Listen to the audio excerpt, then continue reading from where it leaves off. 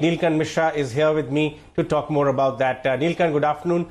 Thank you very much for your time. Your note says that in the next 4 to 6 months, cyclical growth actually could surprise on the higher side.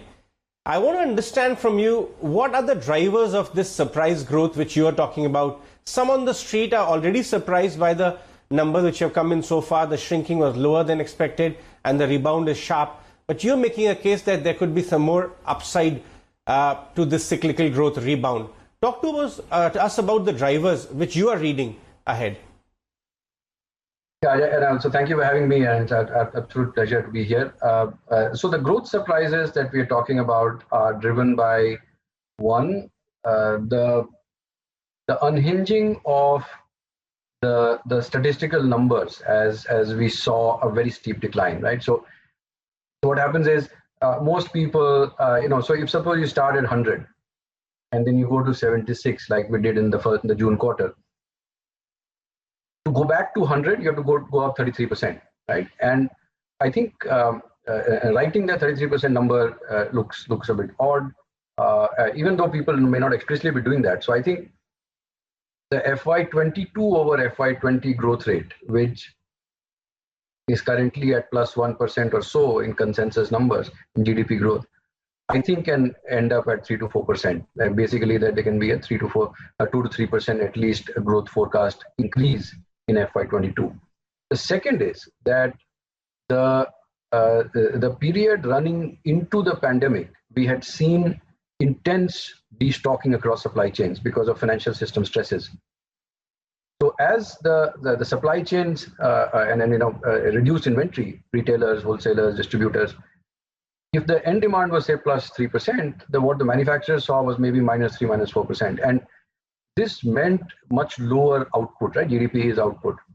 But as the inventory levels have normalized, meaning they can't go any lower, the plus 3 starts becoming visible to the manufacturer as well. And I think the output levels start to go up. That process had taken 15, 18 months to on the one get over in 2 to 3 months. And therefore, we think that this surprise. The third element is the fiscal one. So in the September, that government final consumption expenditure was down nearly 20% year on year, a large part of it because of state governments.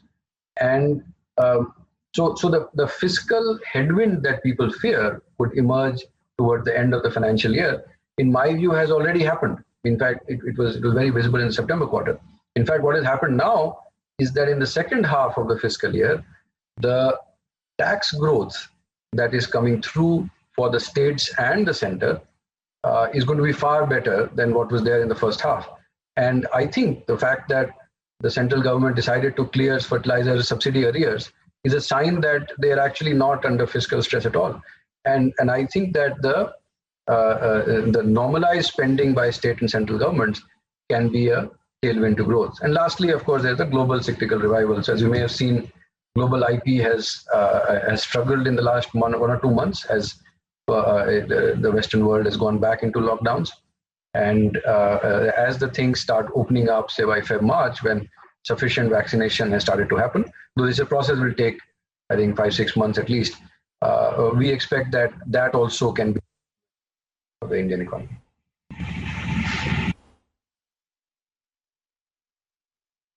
Right.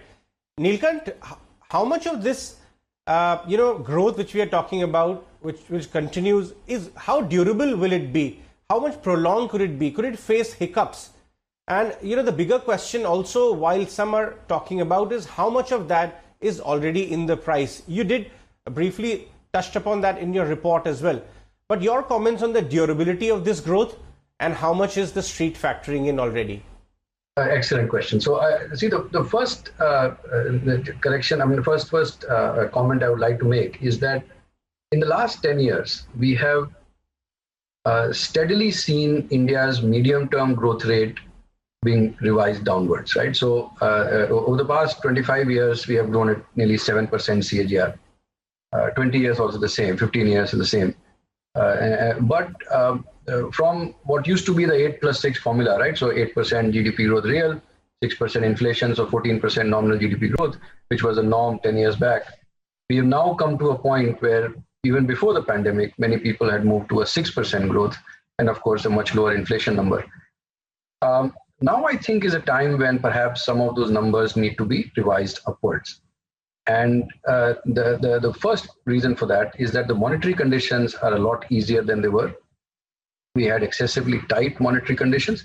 Some of it was warranted because we were fighting very high inflation, but I think we kind of overdid it. So the M3 growth, that is a broad money supply growth in the 2016 to 18 period, was meaningfully below nominal GDP growth. So this was a unnecessarily tight monetary regime, which I think is now eased. And some of the easing is also kind of involuntary in the sense that we have seen a balance of payment surplus, which is far, far bigger than what anything we have ever seen.